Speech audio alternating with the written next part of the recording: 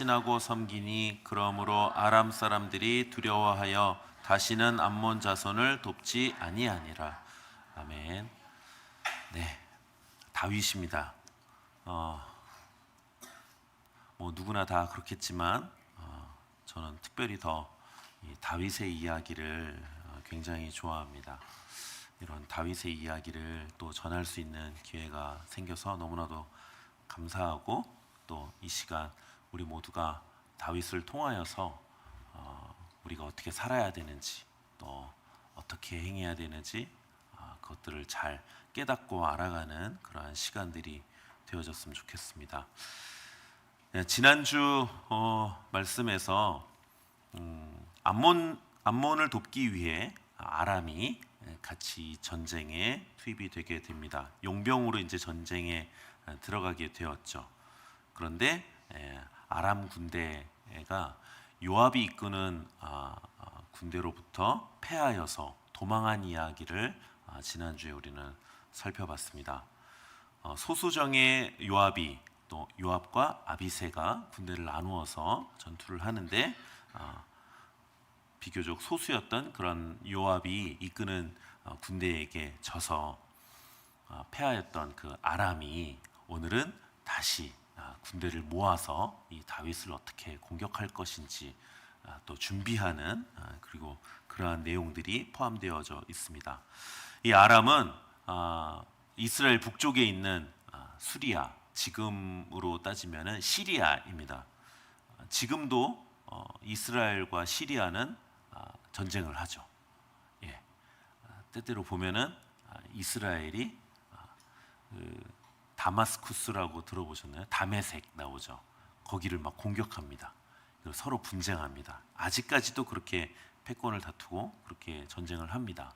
근데 이때 당시에 아람은 수리아 지역 그 패권을 쥐고 있는데 큰 군대였습니다. 그리고 그 지역을 크게 다스리는 그러한 족속이었습니다. 그런데 이 요압이 이끄는 그 군대에게 패하였을 때 이 아람의 왕은 굉장히 뭐라 그럴까요? 수치스럽고 또 모멸감도 느꼈던 것 같아요. 그래서 요단 동편으로 옮겨서, 그 아람은 이때 당시에 한 나라가 아니었습니다. 그런 소국들이 모여 있는, 아람의 소국들이 여러 군데 모여 있어서 때로는 그들끼리 전쟁도 하고, 때로는 그들이 함께 모여서 연합군으로 전쟁하기도 하는 그런 상태였습니다. 그런데 이때에는 다윗에게 지고 나서 그런 소국들을 다 불러 모으게 됩니다. 세력을 모아서 크게 전쟁을 일으켜서 다윗을 공격해야 되겠다라고 모의하는 것이었습니다. 이럴 때 이제 다윗은 어떠했는지 좀 살펴보자면 17절을 보면 어떤 사람이 다윗에게 알림해라고 되어져 있습니다. 어떤 사람이 다윗에게 지금 아람 군대가 어떠한 상황이고 어떻게 군대를 모으고 있고 어떻게 준비를 하고 있는지에 대해서 알려줬다라고 이렇게 한글 성경에는 이렇게 되어져 있는데, 사실 원문을 보면은 뭐 어떤 사람이라는 그런 말은 없습니다. 그냥 보고를 받았다라고 되어져 있습니다. 어찌됐건 간에 다윗에게는 사람이 있었습니다. 돕는 사람이 있었습니다. 항상 때마다 돕는 손길이 있었습니다. 근데 그렇게 따지면 첫째는 우리가 잘 배우고 있는 것처럼 다윗이 하나님을 잘 믿고 따랐기 때문에 하나님께서 그 돕는 손길을 통하여서 하나님의 손길을 보여주셨죠. 또 하나는 그런 것입니다. 다윗은 사람을 귀중히 여겼습니다. 사람을 경시하지 않았습니다. 이 말씀 이전에 보면은 앞서서 9장을 보게 되면은 다윗과 무비보셋의 이야기가 나오게 됩니다. 사실 다윗이 무비보셋을 그렇게 챙길 필요는 없거든요.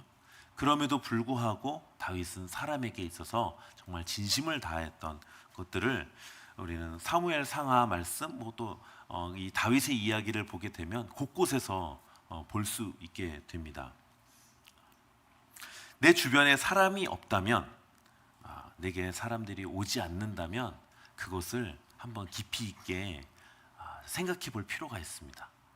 다윗은 그냥 나는 하나님을 사랑하고 하나님만 찬양합니다 라고 하면서 사람을 멀리하고 사람을 경시했던 것이 아니라 사람에게도 진심이었습니다. 그렇기 때문에 항상 다윗에게는 돕는 손길이 있었습니다. 사람들이 붙었습니다. 소위 말하는 인싸였던 것이죠. 그리고 존경받는 사람이었습니다. 우리 교회 안에서 우리가 이 말씀을 통하여서 정말 귀가 따갑게 듣는 이야기들이 사람을 얻어라, 사람을 얻어야 된다라는 이야기들을 수없이 듣습니다. 지금도 듣고 있습니다. 그런데도 불구하고 이 변화되어지지 않는 모습들을 보면서 또 자괴감도 느끼고 어떻게 해야 되는 것인지 고민도 되어지고 잘 안 된다라는 것들을 늘 생각하게 되는 것 같습니다. 그럼에도 불구하고 우리는 사람을 얻어야 되는 것입니다. 그러기 위해서 첫째는 우리가 배운 것처럼 하나님의 말씀에 순종해야 되고 내가 변화되어져야 됩니다. 그리고 또 하나, 사람에 대해서 진심이어야 됩니다. 다윗이 그러했던 것처럼 사람에게 진심이어야 한다는 것이죠. 이러한 다윗에게 있어서 다윗은 사실 10대에 기름 부음을 받았습니다. 15살에서 17살 사이 정도에 아마 사무엘로부터 기름 부음을 받았던 것으로 추정이 되어집니다. 정확한 나이는 알 수 없지만 기름 부음을 받았을 때 다윗 어떠했을까요? 내가 왕이 된다고? 우리 한번 바꿔서 생각해 봅시다. 우리가 말씀을 통하여서 크게 은혜 받고 또 내가 약속의 말씀을 들었을 때 우리 그때의 기분이 어떻습니까? 하나님께서 나에게 약속해 주셨어. 내게 이런 말씀을 주셨어. 그랬을 때 우리의 성령이 우리 안에서 기뻐하시고 나 또한 기뻐하면서 하나님을 기대하게 되고 앞으로 펼쳐질 것들에 대해서 기대함이 충만해지면서 너무나도 좋은 하루하루를 보내게 되지 않았겠습니까? 그리고 다윗은 실제로 또 골리앗을 쓰러뜨리고 또 왕궁에 들어가서 왕의 옆에서 왕의 일을 돕는 자가 되어졌습니다. 이제 정말 내가 왕이 되는구나. 내가 하나님께서 약속하신 그 일들이 이루어지는구나 라고 그 기대함들이 아마 더해졌을 것입니다. 그런데 우리가 잘 아는 것과 같이 다윗은 그 이후의 삶은 정말 우리가 어쩌면 우리도 기대했고 다윗도 기대했던 그러한 인생과는 전혀 다른 이야기를 살게 됩니다.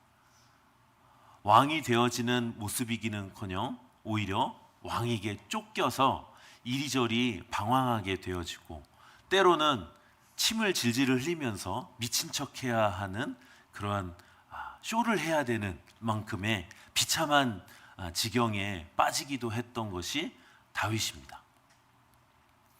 그러나 다윗은 거기서 좌절하지 않았습니다.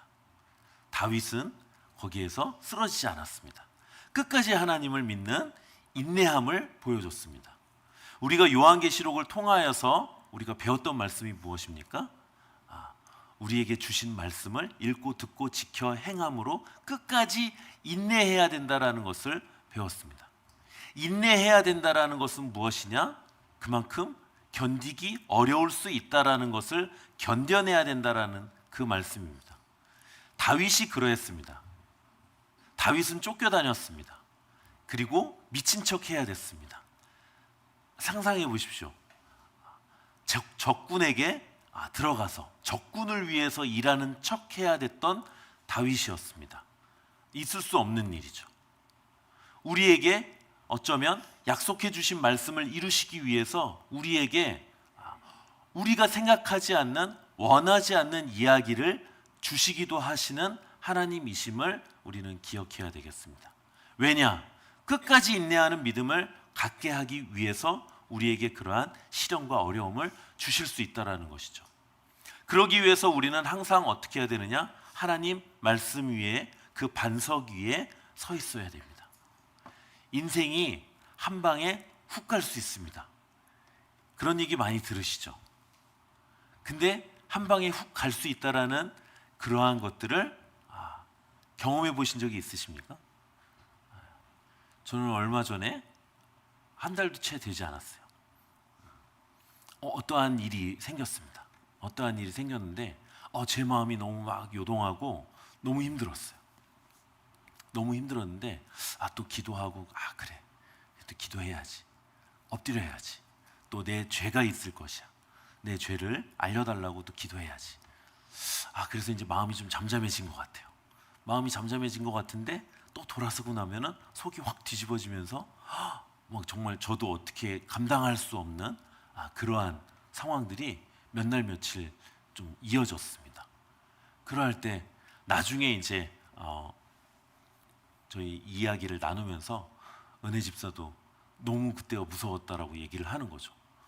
이때까지 보지 못했던 그러한 남편의 모습을 보면서 무섭기도 하고 어색하기도 하고 그랬다는 것이죠. 그때 제가 이제 결국에는 이제 하나님께서 가르쳐 주시는 잘못된 모습들 발견하고 또 회개하고 돌이키고 또 회복되어지는 그러한 시간들이 있었습니다. 그때 제가 느낀 것이 무엇이냐면 정말 인생 한 방에 훅 갈 수 있겠구나. 영영 정말 하나님 떠나서 내가 살 수 있겠다. 그러니까 내가 살고 싶어서 사는 게 아니라 그게 느껴지지 않는 거예요. 정말 머리로는 성령을 알겠어요. 근데 가슴으로 느껴지지 않는 거예요. 답답한 거예요. 근데 이 답답함이 해결되어지지 않는 것이죠. 근데 그러한 시간이 지나고 나면은 회복되어질 거라고 생각했는데 회복되어지지 않고 그냥 계속 흘러가는 겁니다. 다윗도 어쩌면 약속했던 그 말씀들이 있고 약속했던 인생이 있음에도 불구하고 끝이 모를 것 같은, 따지고 보면 적어도 15년, 10년 이상은 쫓겨다니는 인생이었습니다. 쫓겨다니는 인생이 좋습니까? 왕궁에 있는 인생이 좋습니까? 우린 누구나 다 왕궁에 있기를 바라죠. 편하게 있기를 바라죠. 근데 우리는 아이러니하게 이 다윗의 이야기를 좋아합니다. 사실 이 말씀을 준비하면서 좀 이렇게 저렇게 좀 따져보니까 다윗이 그렇게 평탄하게 지냈던 날수는 생각보다 그렇게 많지 않은 것 같습니다. 그가 70을 살았거든요. 70을 살았는데 아이러니하게도 이 이야기 뒤에 나오는 11장에 무슨 이야기가 나오느냐? 밧세바 사건이 나오게 됩니다. 밧세바 사건 이후에 다윗의 모습 어떠한지 대충 알고 계시죠? 또 쫓겨나게 됩니다. 사실 다윗의 인생은 그렇게 평탄하지 않았습니다. 그럼에도 불구하고 그는 하나님을 의지하는 것에 있어서 떠나지 않았습니다. 위기의 순간에 우리의 믿음이 드러나고 우리의 실체가 드러납니다. 그러할 때 나의 모습은 어떠한 모습인지 우리는 항상 생각해야 될 것입니다. 근데 거기서 훅 가지 않으려면 어떻게 해야 되느냐? 항상 말씀 위에 세워져 있어야 된다는 것이죠. 그래서 우리가 시간을 어떻게 보내는가, 또 우리가 날마다 하나님 앞에 어떻게 하면 엎드려서 나아갈 수 있는지를 항상 고민해야 되는 것이고, 그 시간들을 확보하고 또 순종해야 하는 것이 되겠습니다. 이러한 다윗 결국에는 이기는 이야기가 이어지게 됩니다. 오늘의 이야기에서도 아람을 이기게 됩니다. 근데 이미 보면은 8장 6절과 14절을 보게 되면은 다윗이 어디로 가든지 여호와께서 이기게 하셨다라고 합니다. 다윗을 이기게 하십니다. 다윗은 전쟁의 전문가였습니다. 그는 그가 하는 일에 있어서도 전문가였습니다. 그냥 하나님을 잘 믿는다라고 칭찬 듣는 교회 사람만이 아니었습니다. 믿음이 좋은 교회 사람, 거기에서 머물지 않았습니다. 세상에서 이기는 자였습니다. 갑자기 성령의 은혜로 전쟁을 잘하는 자가 아니라 아까 말씀드렸던 것처럼 다윗은 그 하나님을 향한 믿음을 베이스로 깔고 항상 하나님을 의지함으로, 또한 무엇을 했느냐? 자기가 하는 일에 최선을 다하였습니다. 자기에게 주어진 삶을 수동적으로, 피동적으로 받아들이는 것이 아니라 적극적으로 그는 임하였던 것입니다. 오늘의 전쟁의 이야기는 자세하게 나와 있지 않습니다. 그렇지만 그런 것들을 좀 유추해 볼 만한 구절이 있는데 18절을 보게 되면은 다윗이 아람 병거 700대와 마병 4만 명을 죽였고 군사령관 소박을 침해 거기서 죽었다라고 하고 있습니다. 병거 700대와 마병 4만 명은 엄청난 규모입니다. 병거가 700대라는 것은 지금으로 따지면은 탱크 700대가 부서진 것입니다. 지금의 전쟁에서도 탱크 700대라는 것은 어마어마한 규모입니다. 그리고 군사가 4만 명이 죽었다라는 것도 어마어마한 규모인 것입니다. 다윗은 항상 그가 살아가는 삶에 있어서 적극적으로 또 그가 해야 될 것들을 잘 해내면서 살았던 사람입니다.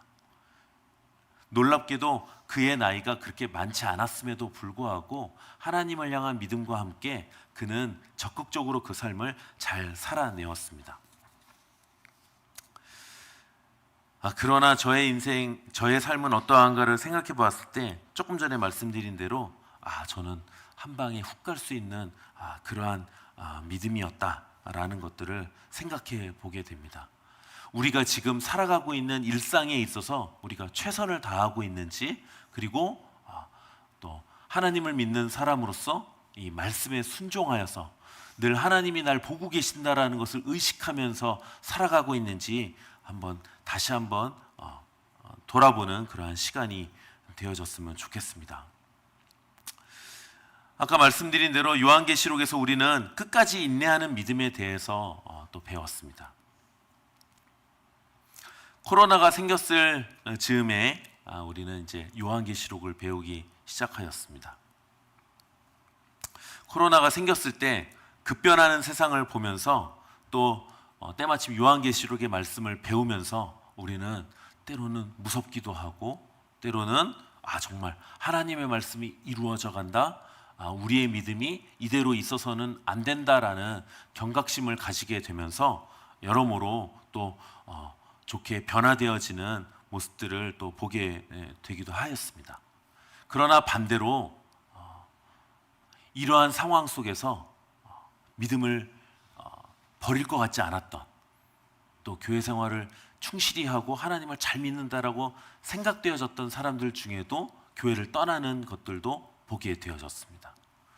저는 이러한 상황들을 보면서 사사기에 나오는 기드온의 300용사를 좀 간혹 떠올리게 됩니다. 처음에 모였던 인원은 32,000명입니다. 그러나 두려운 자 떠나라 라고 했을 때 22,000명이 떠나고 10,000명이 남았습니다.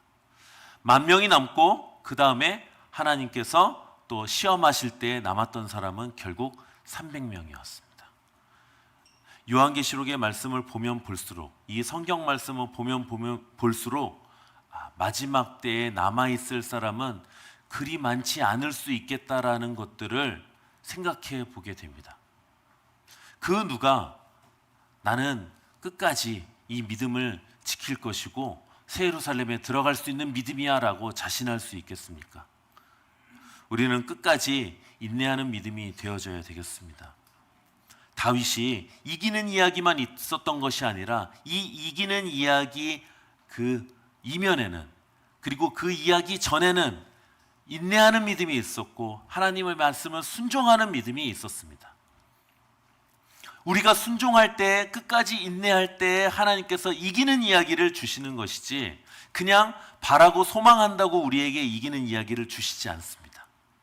그렇다고 한다면 이 세상의 모든 교회 다니는 사람들은 다 이기는 자가 되었을 것입니다. 우리는 선택의 기로에 있습니다. 순종할 것이냐, 아니면 그 들은 말씀을 그냥 지나칠 것이냐. 항상 우리에게 하나님께서는 도전하고 계십니다. 코로나로 인하여서 우리의 믿음이 경각심이 생겨졌던 것은 사실입니다. 그러나 코로나가 있었던 것도 벌써 5년이 지났습니다. 어쩌면 이러면서 우리도 타성에 젖을 수 있겠다, 나도 그럴 수 있겠다라는 생각이 듭니다. 처음에 느꼈던 그 경고의 말씀이 어느새 무뎌질 수 있다라는 것을 생각해 보게 되면 때로는 무섭게 느껴지기도 합니다. 우리는 날마다 깨어서 하나님의 말씀, 경고의 말씀을 늘 순종하여서 잘 듣고 행함으로 그래서 이기는 자가 되어지기를 간절히 바랍니다. 그래서 우리의 일상에서의 이야기도 이기는 이야기가 되어졌으면 좋겠습니다. 꼭 그래야만 합니다. 그래야만 하나님께서 우리를 사용하실 수 있습니다. 일상에서 이기는 이야기가 있지 않은데 어떻게 새 예루살렘에 들어갈 수 있겠습니까? 또 일상에서 우리가 예배하는 삶이 아닌데 어떻게 우리가 새 예루살렘에 들어가서 예배하는 그 하루하루를 보낼 수 있겠습니까? 그래서 우리 모두 다 정말 어린 양의 이름이 우리의 이마에 새겨지고 그리고 영원한 은혜의 성 새 예루살렘에 들어가서 구원의 기쁨이 충만하고 그 영원의 기쁨이 우리 안에 모두 다 가득하여지기를 바라면서 오늘 이 말씀을 마치도록 하겠습니다. 이 시간 함께 우리 들은 말씀을 생각하면서 기도하도록 하겠습니다. 하나님 아버지 감사합니다. 오늘도 우리에게 다윗의 이야기를 가르쳐 주시니 감사합니다. 아버지 우리는 늘